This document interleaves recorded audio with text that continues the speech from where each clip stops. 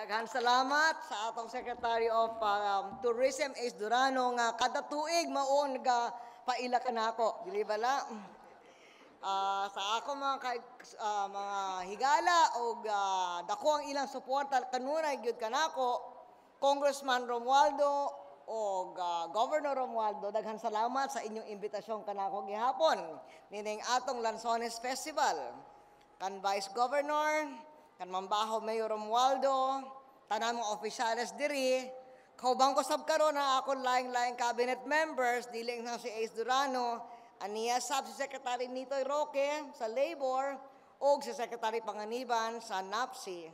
Kauban nato sab mga laing opisyales gikan sa mga laing probinsya o distrito na naggaturista karon adlaw.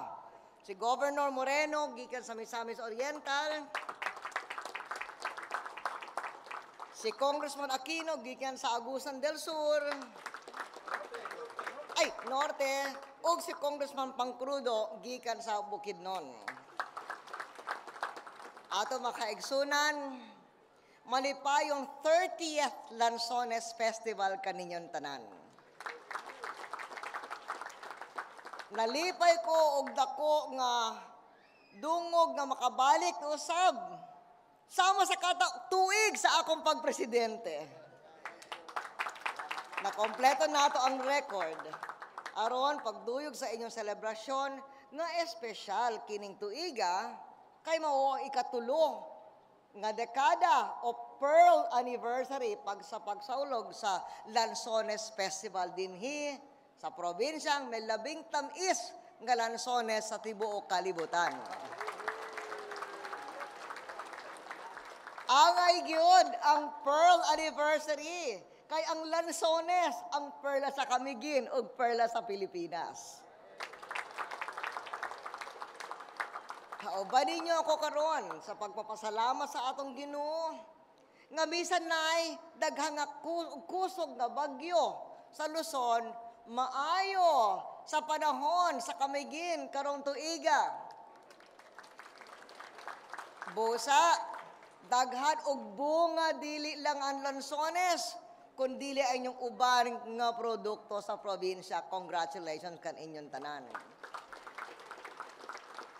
Apan siyempre sa paghitabo sa mga bagyo dito sa Luzon, dili nato makalimot nga niadtong 2001 gyud na eksperyensya sab ninyo ang dakong kadaot kag gidala sa pag-usab sa klima sa atong panginabuhi or climate change.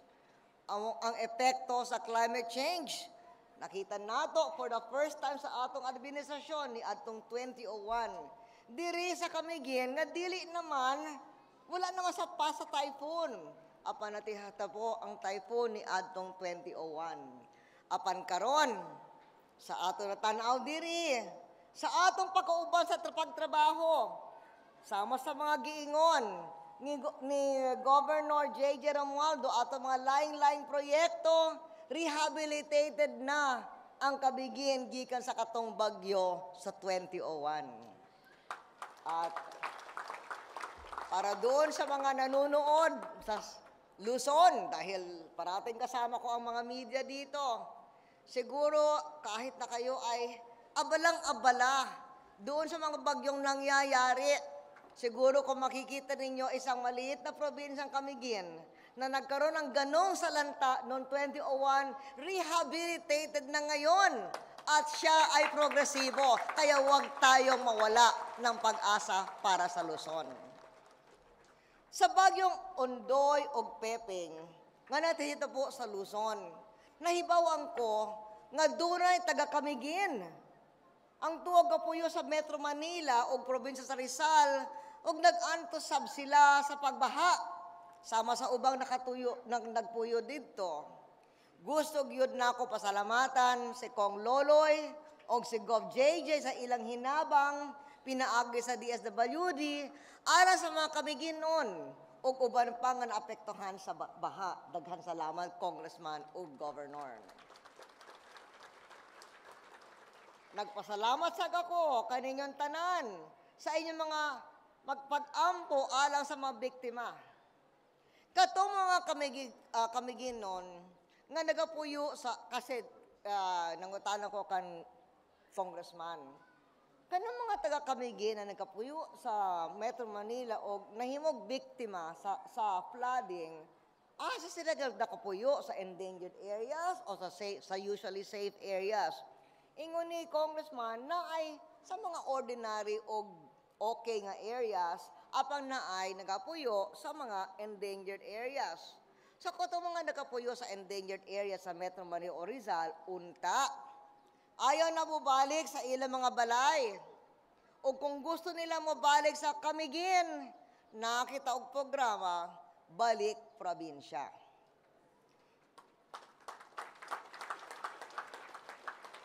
Balik Probinsya entails the DSWD providing transportation and other assistance to families desiring to start anew in the province or city of their choice.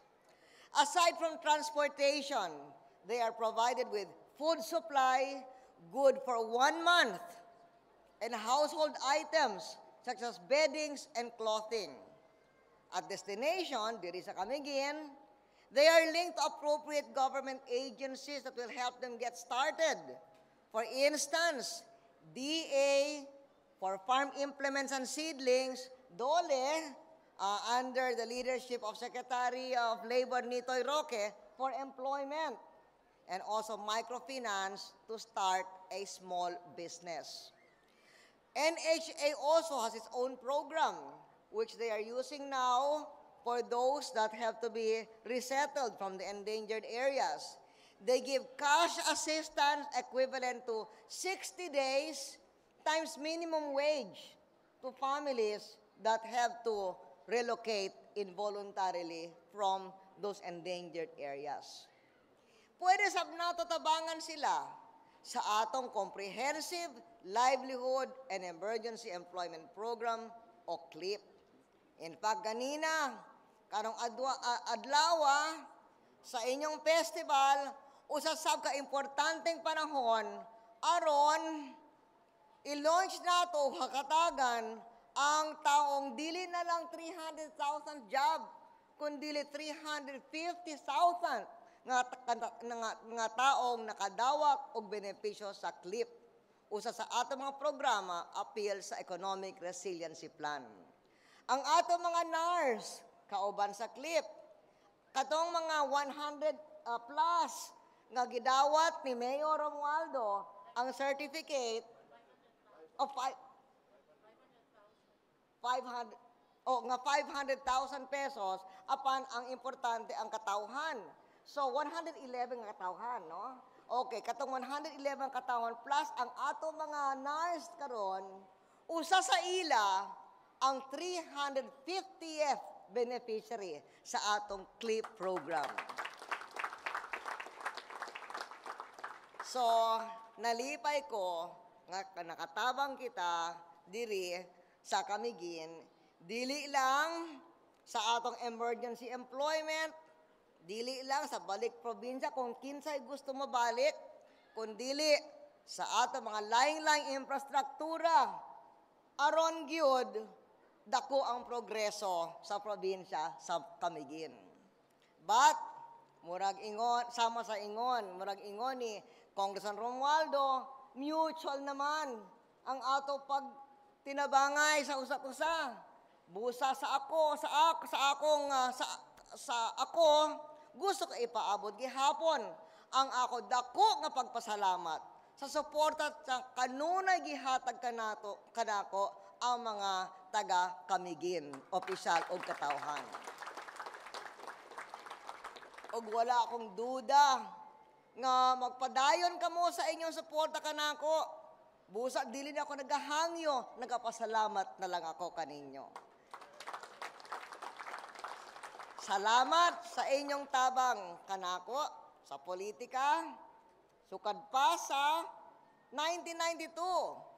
Og salamat sa inyong padayon nga tabang sa atong paningkamot, paadto sa kauswagan, alang sa tanang Pilipino, alang sa mga taga Mindanao, ug alang sa mga taga Kamigin sa akong ninth time na pag-abot sa inyong Lanzones Festival.